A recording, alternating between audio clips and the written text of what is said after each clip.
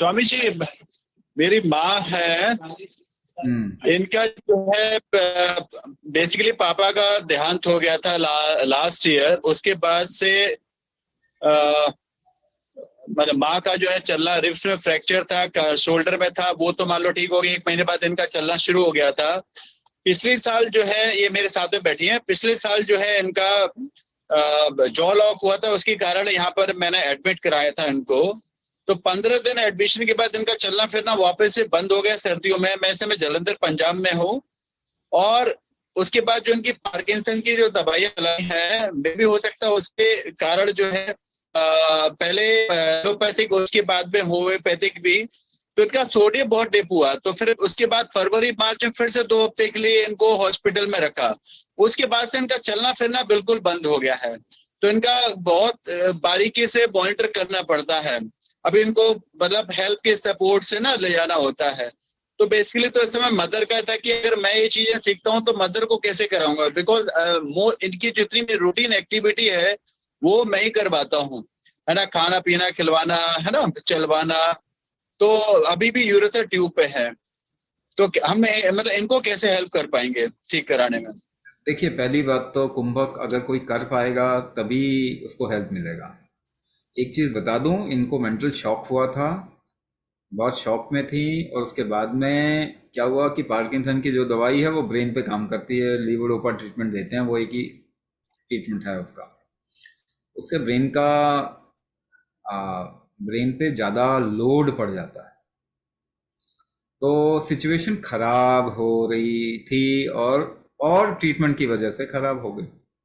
Jaw lock होना भी जो है ना, ये एक साइकोलॉजिकल इम्पैक्ट है, और ब्रेन का भी इम्पैक्ट है इसमें, ब्रेन का भी रोल होता है। तो वहां पे इम्पैक्ट के कारण ये हुआ था। अब कैसे हेल्प कर पाएंगे, मैं आपको ऐसे कैसे बताएं। देखिए, हमारे पास में ऐसे लोग आते हैं जो बेड रिडन है, यानी बेड पे हैं, वो नहीं देख पाते। मगर क्या है कि अगर वो बैठ जाते हैं, उनको बोल दीजिए तो बैठा दे सकते हैं, और वो इंस्ट्रक्शन फॉलो कर सकता है।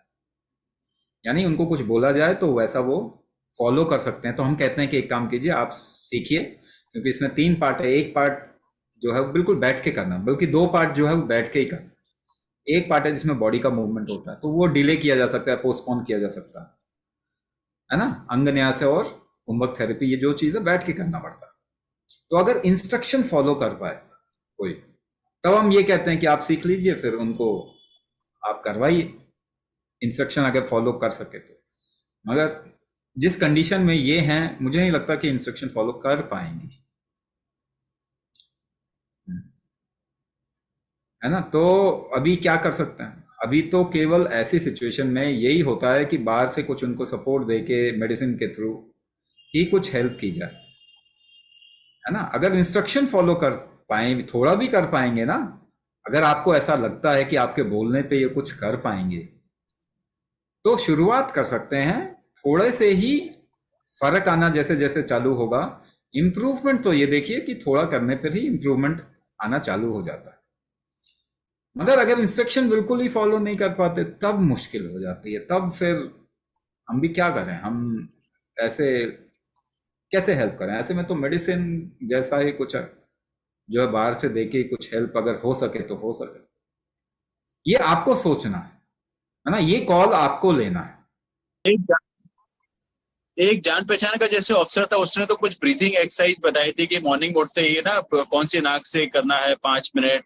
फिर पहले तो 2-2 घंटे इनिशियली, तो उससे तो खैर बहुत फर्क पड़ा था, मैं ही कराता हूं इनको। फिर शाम को पर एक बार सोने से पहले लेफ्ट हम्म। नोज वाला, बेसिकली उल्टा, है ना।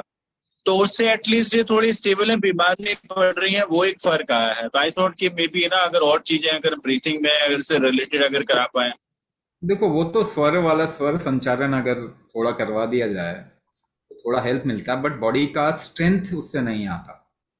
देखो, आपका बॉडी ना बिना स्ट्रेंथ के जी नहीं सकता, कोई काम नहीं कर सकता। आराम मिल जाना एक अलग बात है।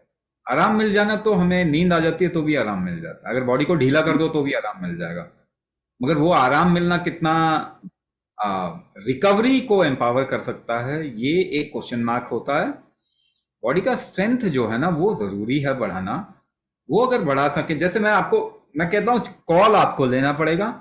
ऐसा भी हो सकता है कि इतने सारी चीजें करने की बजाय हम कस्टमाइजेशन करते हैं, उनके हिसाब से एक मेथड देते हैं जो कि कभी भी 1 घंटे में एक बार करना चाहिए।